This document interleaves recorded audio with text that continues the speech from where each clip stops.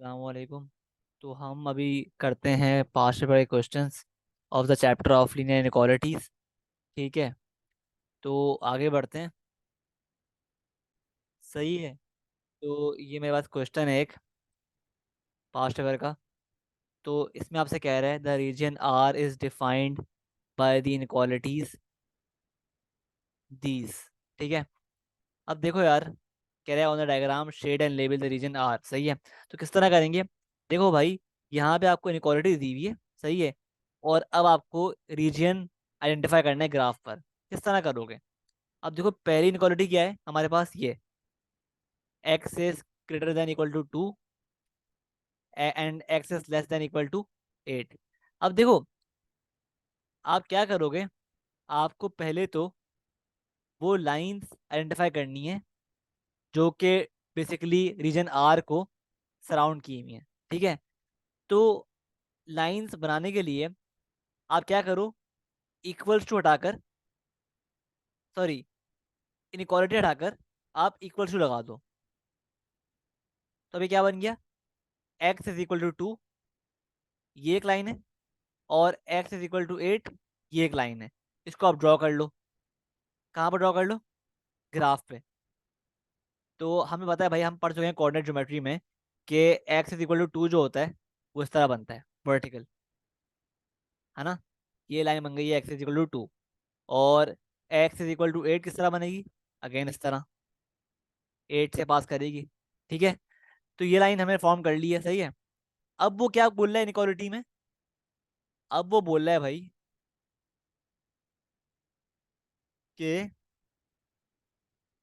X is greater than equal to 2, मतलब x 2 से बड़ा है, और x is less than equal to 8, मतलब एक्स 8 से छोटा है। इन दो लाइन के दरमियान है, मतलब रीजन आर। ठीक है,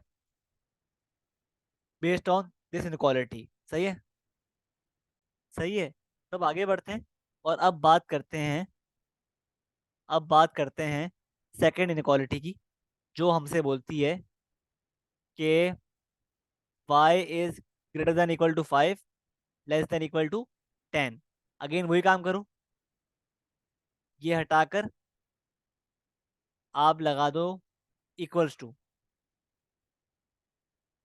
ठीक है, तो इससे हमारे पास अगेन दो लाइंस आ गई। एक आ गया y इज इक्वल टू 5 और y इज इक्वल टू 10। ठीक है, ड्रॉ कर लो इनको पहले ऑन द डायग्राम। तो y इज इक्वल टू 5 किस तरह बनेगी? y इज इक्वल टू 5 कुछ यहाँ से पास कर रही होगी। ठीक है, और y इज इक्वल टू 10 यहाँ से पास कर रही है। तो क्या बोल रहा है आपको कि y is greater than equal to 5, मतलब x आपका जो है, सॉरी y जो है इससे ऊपर है, और less than equal to 10, less than equal to 10 मतलब इससे नीचे है।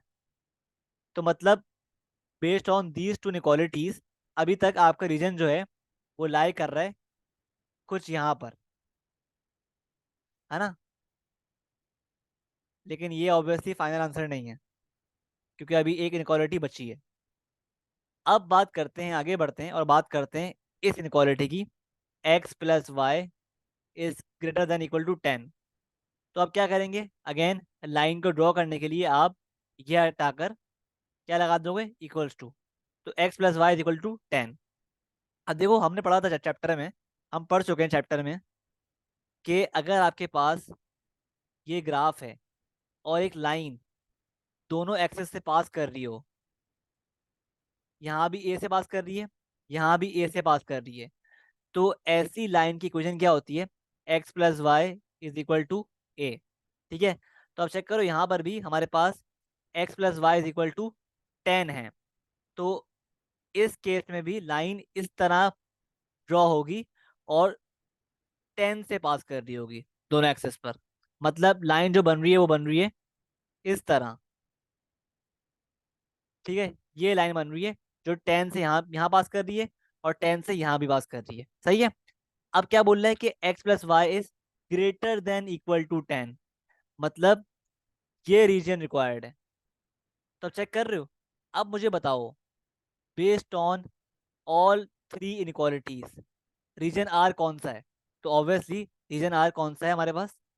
ये पूरा हमारे पास रीजन आर है। इसको मार्क कर दो आर। ठीक है, तो ये आपका आंसर है फॉर दिस क्वेश्चन। ठीक है, इस तरह हम रीजन डिफाइन करते हैं with the help of inequalities. ठीक है, आई होप क्लियर है।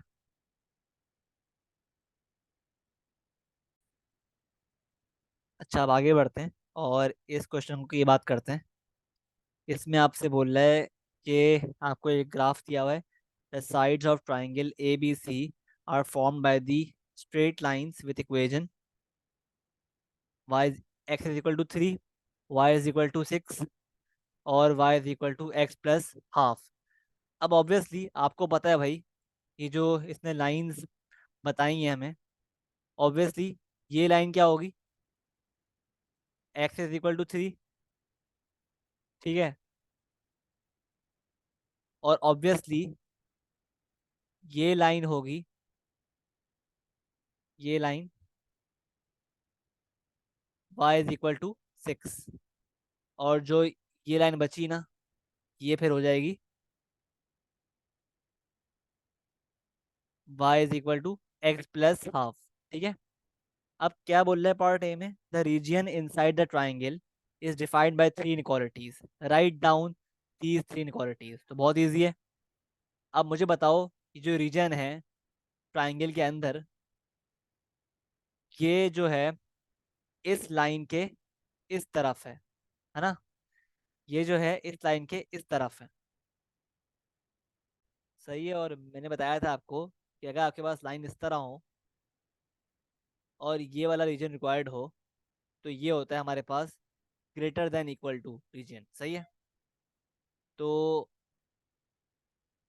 ये क्या हो जाएगा?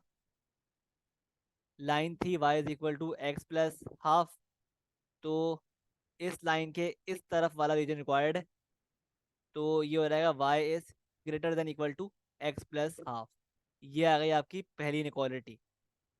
सही है, फिर हम बात करते हैं इस लाइन की, यानी y इज इक्वल टू 6। तो ये जो रीजन है अंदर, ये इसके डाउनवर्ड्स है, मतलब y is less than equal to 6। ये आ गई सेकंड इनक्वालिटी। अगर हम बात करें इस लाइन की, तो इस लाइन के इस तरफ वाला रीजन रिक्वायर्ड है ना? तो मतलब क्या हुआ? x is greater than equal to 3। तो ये आपके पास कुल मिला के तीन इनक्वालिटी हमने फाइंड कर ली। ठीक है, जो कि सेटिस्फाई कर रही हैं the region inside the triangle. ठीक है, आई होप क्लियर है। तो इस तरह हम इनक्वालिटीज को निकालते हैं। ठीक है, अब पार्ट बी में क्या बोल रहा है? The point, part B check कर लेते हैं।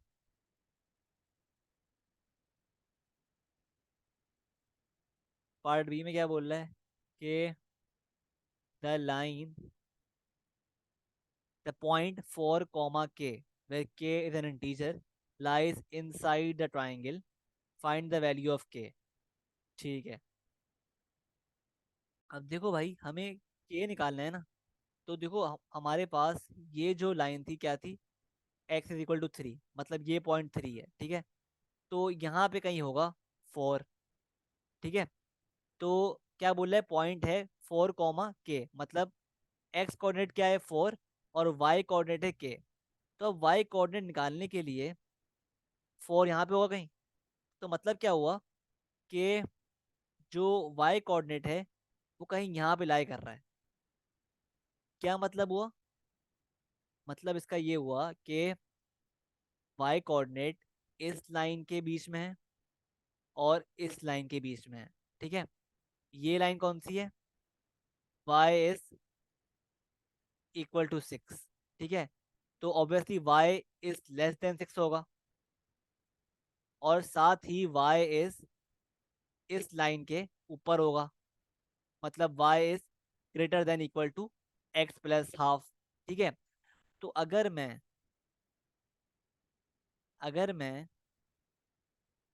इस लाइन के अंदर, इस इनक्वालिटी के अंदर x की वैल्यू डाल दूं जो कि 4 है, तो क्या आंसर आएगा? y is greater than 4 plus half y is greater than equal to, क्या आ रहा है? तो क्या आंसर आ रहा है? तो y is greater than equal to आ रहा है मेरे पास 4 + ½ 4.5 आ रहा है, 4.5। तो अब देखो क्या क्या बोला है इसने, क्या मतलब वो इसका, कि y जो है ना ऑब्वियसली ये आंसर तो पॉसिबल नहीं है, क्योंकि y जो है, y कोऑर्डिनेट के वो इंटीजर है ना। तो अब क्या मतलब इस बात का, कि y greater than equal to 4.5 है, और y जो है लेस देन इक्वल टू 6 है। अब मुझे बताओ इस रेंज में हमारे पास कौन सा इंटीजर आ रहा है? तो इस रेंज में हमारे पास एक ही इंटीजर आ रहा है, जो कि है 5। तो जब ही k बराबर हो गया हमारे पास 5 के, तो k इज इक्वल टू 5। ठीक है, ये इसका आंसर है। आई होप क्लियर है। अब ये सवाल देखो, ये आपसे कह रहा है, क्या बोल रहा है इसमें आपसे, इसमें कह रहा है कि the diagram shows the line y is equal to 2x + 1। ठीक है, लाइन शो कर रहा है 2x + 1। ठीक है, अब कह रहा है पॉइंट P एक कोऑर्डिनेट है the values of a and b, where a and b are positive integers. ठीक है, अब कह रहा है the values of a and b satisfy the inequalities these three। कह रहा है write down all the possible coordinates of P. अब देखो हमें बेसिकली पॉइंट पी के कोऑर्डिनेट्स फाइंड करने, सारी पॉसिबिलिटीज। तो अब पॉइंट पी कहाँ पे लाई कर रहा है, ये फाइंड करने के लिए हमें वो रीजन फाइंड करना पड़ेगा ग्राफ पर, जहाँ पर ये पॉइंट पी एग्जिस्ट करना पॉसिबल है इसके लिए। और वो रीजन कौन सा है? वो डिफाइंड है बाय दीज थ्री इनक्वालिटीज। तो पहले हम ये रीजन फाइंड करते हैं। तो अब लेट्स सी, तो हमारे पास पहला जो इनक्वालिटी है क्या है, ए इज लेस देन 2। अब ऑब्वियसली इसकी लाइन फाइंड करेंगे, पहले हम लाइन निकालेंगे। तो लाइन क्या होगी, ए इज इक्वल टू 2। ठीक है, तो अब ए इज इक्वल टू 2 क्या होती है, ए इज इक्वल टू 2 बराबर होती है, जो है लाइन बराबर है, लाइन बराबर है, ये लाइन होती है ए इज इक्वल टू 2 वाली। ठीक है, ये लाइन है 2 से पास करी ऑन दी एक्स एक्सेस, क्योंकि बेसिकली ए जो है क्या है, ये एक्स कोऑर्डिनेट्स को या एक्स की वैल्यूज को डिनोट कर रहा है ना। तो जब भी हम बोलेंगे कि ए इज इक्वल टू 2 मतलब एक्स इज इक्वल टू 2। ठीक है, तो ये लाइन बन गई। अब क्या बोल रहा है कि ए इज लेस देन 2, मतलब जो कोऑर्डिनेट है ना, जो पॉइंट है, वो लाइन के इस तरफ लाई कर रहा है। ठीक है, सिमिलरली अगर हम बात करें बी इज लेस देन 7 की, तो ये हो जाएगा बी इज इक्वल टू 7। और बी वाई की वैल्यूज को डिनोट कर रहा है, तो इसका मतलब क्या हो गया, y is equal to 7 basically. तो बी इज इक्वल टू 7 हम ड्रॉ करेंगे, किस तरह बनेगी, ये लाइन फॉर्म हो गई बी इज इक्वल टू 7 की। अब क्या बता रहा है वो, कि बी इज लेस देन 7। ठीक है, तो मतलब जो हमारा पॉइंट पी है ना, वो लाइन के इस तरफ है, लेस देन 7। ठीक है, सही है। अब क्या बोल रहा है वो, कि b is greater then 2a + 1। ठीक है, तो क्या मतलब है इसका, कि b is equal to 2a + 1। Basically ये, अगर आप बी को y देखो और ए को एज x देखो, तो बेसिकली ये वही लाइन है जो बनी हुई है हमारे पास, ग्राफ पर बना के दी हुई है। तो क्या बोल रहा है कि b is greater then 2a + 1, मतलब इस ब्लैक लाइन के इस तरफ वाला रीजन रिक्वायर्ड है। सही है। तो अब देखो भाई, according to these three inequalities, we can say, जो हमारा पॉइंट पी है ना, वो लाई कर रहा है, वो लाई कर रहा है इस पूरे रीजन में, वो लाई कर रहा है इस पूरे रीजन में। ठीक है, और ऑब्वियसली क्योंकि पी के जो कोऑर्डिनेट्स हैं ए बी, वो क्या हैं, वो बेसिकली पॉजिटिव इंटीजर्स हैं। तो हमारे पास क्या पॉसिबिलिटीज आ रही हैं कोऑर्डिनेट्स ऑफ पी के, लेट्स सी। तो अगर हमारे पास ये रीजन है, हमने देख लिया रीजन क्या है, तो कोऑर्डिनेट्स क्या होंगे, एक पॉसिबिलिटी क्या है कोऑर्डिनेट्स होने की, देखते हैं।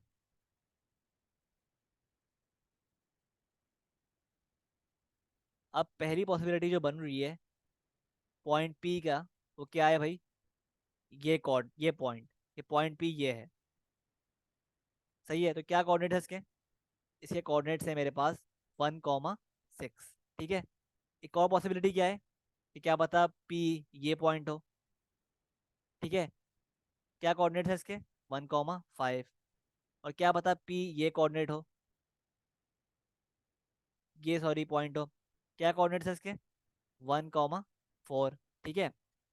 और अगर हम बात करें,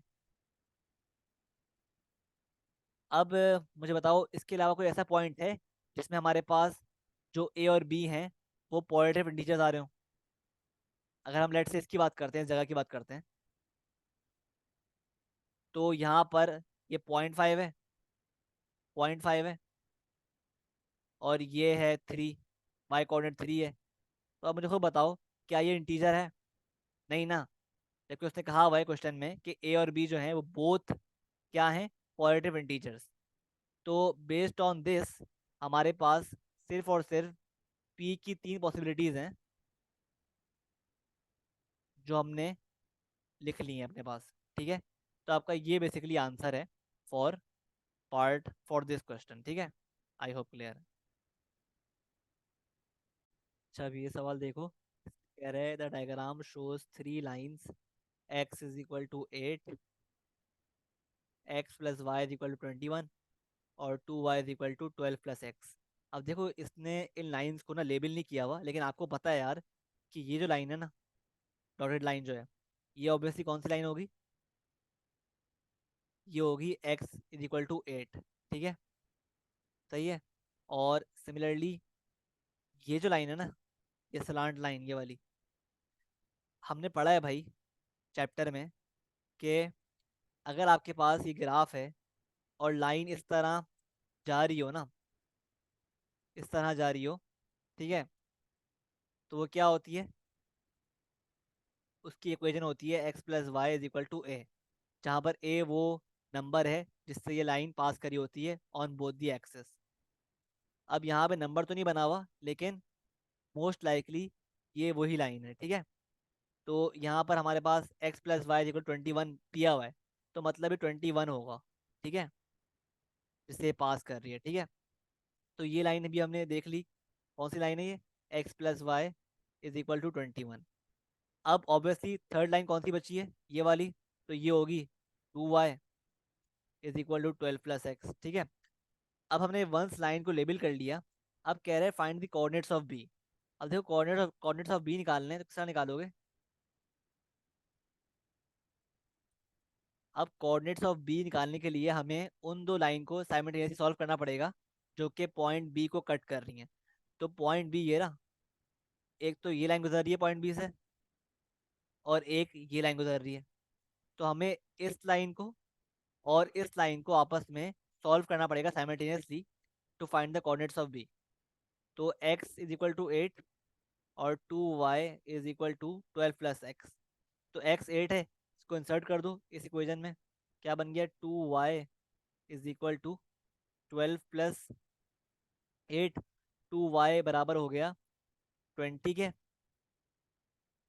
तो y बराबर हो गया, y बराबर हो गया 10 के। ठीक है, तो x पॉइंट बी पर 8 है और y क्या है, 10। तो इस तरह हमारे पास पॉइंट बी के कोऑर्डिनेट्स आ गए, 8, 10। ठीक है, आसान था काफी, सही है। अब पार्ट बी में क्या बोल रहा है, लेट्स सी। पार्ट बी में कह रहा है the region inside triangle, the region inside triangle ABC is defined by three inequalities.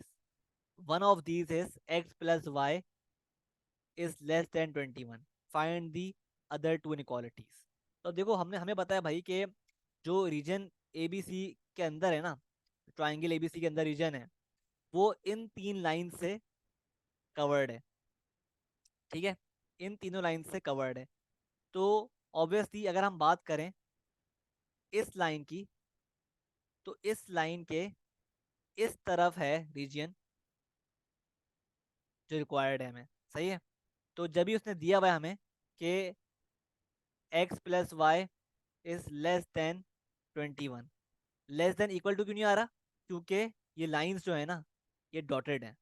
जब भी लाइंस डॉटेड हो ना, तो आप इक्वल्स टू नहीं लगाते, सिर्फ लेस देन या ग्रेटर देन होगा। ठीक है, तो एक इनक्वालिटी उसने दी हुई है हमें क्वेश्चन में, अब हम बात करते हैं द अदर टू इनक्वालिटीज की। तो अगर मैं बात इस लाइन की करूं, इस लाइन की बात करूं, तो इस लाइन के ऊपर है ये रीजन। तो ये हो जाएगा 2y is greater then 12 + x। ये आ गई दूसरी इनक्वालिटी, एक मार्क्स का मिल गया आपको। और अगर मैं बात करूं इस लाइन की, x = 8, तो इसके इस तरफ है रीजन जो रिक्वायर्ड है, यानी ए बी सी के अंदर वाला रीजन। ठीक है, तो ये हो जाएगा हमारे पास x > 8। क्या आ गया? Second inequality. ठीक है, तो ये आपके पास आंसर है पार्ट बी का। ठीक है, आई होप क्लियर है। अब आगे बढ़ते हैं और बात करते हैं पार्ट सी की। कह रहा है find the coordinates of the point with integer coordinates that is inside triangle ABC। Find the coordinates of the point with integer coordinates that is inside triangle ABC। ठीक है, तो अब ये सॉल्व करने के लिए देखो, हमें पता है यार कि ये जो लाइन है ना, ये है x = 8। तो y जो x कोऑर्डिनेट होगा ना इस पॉइंट का, वो 8 से तो बड़ा होगा, क्योंकि जो रीजन है ना इस तरफ है।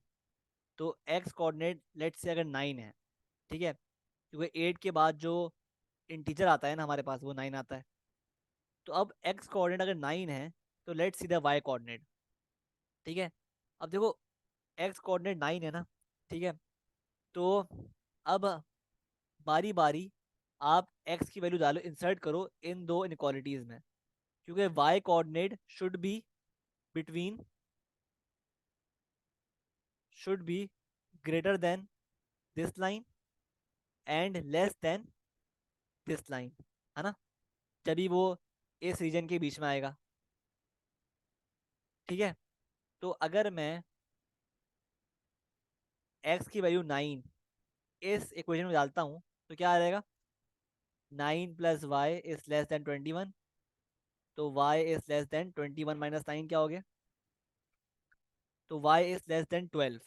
ये हमारे पास एक इनक्वालिटी आ गई, जो y की हमें वैल्यू बता रही है। ठीक है, रेंज बता रही है, रेंज सही है। अब अगर मैं x की वैल्यू 9 को इस इनक्वालिटी में डालूं, तो क्या आ जाएगा? 2y is greater then 12 + 9। तो 2y इज ग्रेटर देन 12 + 9 क्या होता है? 21। तो इसका मतलब है y ग्रेटर देन है 21/2, यानी 10.5 के। तो अब देखो क्या बोल रहा है, क्या मतलब है इसका, कि हमारे पास दो रेंज आ गई है y की, कि y 12 से छोटा है और y 10.5 से बड़ा है। तो अब मुझे बताओ इस रेंज के दरमियान में कौन सा ऐसा इंटीजर आ रहा है? तो इस रेंज के दरमियान में हमारे पास एक ही इंटीजर लाई कर रहा है, वो है y = 11। तो हमारे पास थस y की वैल्यू भी आ गई। तो ये पॉइंट है ना, ये कौन सा है? 9, 11, जो कि बेसिकली इस ट्राइंगल के बीच में लाई कर रहा है, के अंदर लाई कर रहा है। सही है, आई होप क्लियर है। आगे बढ़ते हैं। अब ये सवाल देखो, इसमें आपसे बोल रहा है, आपको एक ग्राफ दिया हुआ है। पार्ट ए में कह रहा है find the gradient of line L. ठीक है, तो to find the gradient of line L हमें उसके पॉइंट्स निकालने पड़ेंगे। तो एक पॉइंट ये ले लेते हैं और एक पॉइंट ये ले लेते हैं। तो एक पॉइंट हमारे पास क्या है? 4, 3।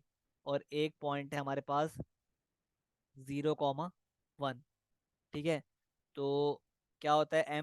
एम बराबर होता है y2 - y1 के अपॉन x2 - x1, जो कि बराबर है 1 - 3 अपॉन -4 बराबर है हाफ के। तो m आ गया हाफ। ठीक है, पार्ट वन सॉल्व हो गया। अब पार्ट बी में कह रहा है the shade region on the diagram is defined by 3 inequalities. उसने हमें एक बना के दी हुई है, और ऑब्वियसली देख के पता चल रहा है भाई कि ये जो इनक्वालिटी दी हुई है ना इसने, ये इस लाइन की दी हुई है, इस लाइन की दी हुई है। क्योंकि हम पढ़ चुके हैं भाई कि अगर हमारे पास एक ग्राफ हो, उसमें ऐसी लाइन पास हो रही हो ऑन द सेम नंबर्स, तो उसकी इक्वेशन क्या होती है, x plus y is equal to 4। और क्योंकि जो रीजन है वो इस लाइन के इस तरफ है, तो ये क्या बन जाएगा, x plus y is less than equal to 4, जो उसने हमें दिया हुआ है क्वेश्चन में। सही है, तो इसका मार्क नहीं मिलेगा आपको। ठीक है, तो हमें क्या करना पड़ेगा, हमें जो रिमेनिंग टू हमारी वो है ना लाइंस, उनको पहले हमें उसकी इक्वेशन फाइंड करनी पड़ेगी, उसके बाद फिर हमें इनक्वालिटी लिखनी पड़ेगी। तो हमारे पास जो दो बकिया लाइंस हैं वो कौन सी हैं, एक तो लाइन एल है, और एक लाइन है ये वर्टिकल लाइन, जो कि क्या होगी, जो कि बराबर है, इस वर्टिकल लाइन की इक्वेशन क्या होगी, हम पढ़ चुके हैं बहुत बार, कि अगर लाइन वर्टिकल हो तो उसका एक्स कोऑर्डिनेट ही उसकी इक्वेशन होती है। तो ये हो जाएगा एक्स इज इक्वल टू 1, ये इस लाइन की इक्वेशन है। ठीक है, तो और क्योंकि इस लाइन के इस तरफ रीजन है, तो हम बोलेंगे कि x is greater than equal to 1। ये हमारे पास आ गई इनक्वालिटी, इसका आपको एक मार्क मिल जाएगा। एक आंसर ये हो गया। ठीक है, अब क्या करना है, हमें लाइन एल की इक्वेशन फाइंड करनी है। तो हमने एम निकाल लिया लाइन एल का, तो अप्लाई कर दो formula y minus y one is equal to m into x minus x one. तो y minus y one, let say हम ये पे कर लेते हैं point, y minus y one, m क्या है, half x minus x one. तो ये हो गया 2y, 2y minus two is equal to x. तो ये हो गया हमारे पास 2y is equal to x plus two. ठीक है, और y बराबर हो गया x plus two upon to के। ठीक है, तो ये हमारे पास आ गई इक्वेशन ऑफ लाइन एल। अब मुझे बताओ लाइन एल के किस तरफ रीजन लाई कर रहा है, लाइन एल के इस तरफ लाई कर रहा है ना। तो जब भी हम बोलेंगे y is greater than equal to x plus two upon two, ये आपके पास आ गई सेकंड इनक्वालिटी, और इसके आपको 2 मार्क मिल गए। ठीक है, तो इस तरह हम बेसिकली करते हैं लीनियर इक्वालिटी इक्वालिटी की क्वेश्चन। ठीक है, आई होप क्लियर है। तो मिलते हैं नेक्स्ट वीडियोस में। अल्लाह हाफ़िज़। अच्छा, और एक और बात, इस चैप्टर में ना, फॉर दिस चैप्टर, इसका नाम है लीनियर इनक्वालिटी ना, तो इस चैप्टर के लिए आपको कोऑर्डिनेट ज्योमेट्री का पता होना, के कॉन्सेप्ट्स पक्के होना आपके लिए कंपलसरी है। तो जब भी हम हमेशा जब भी सिलेबस का करवाते हैं, हम पहले ये करते हैं कोऑर्डिनेट ज्योमेट्री, उसके बाद हम ये पढ़ते हैं, क्योंकि कोऑर्डिनेट ज्योमेट्री के बहुत सारे कॉन्सेप्ट्स इसमें अप्लाई हो रहे होते हैं। ठीक है, तो जब भी हम कहते हैं कि आप रिकमेंड करते हैं कि कोऑर्डिनेट ज्योमेट्री जिसने नहीं पढ़ा ना, वो इस पे ना आए। ठीक है, तो पहले आप ये करते हो, फिर आप ये करते हो। ठीक है।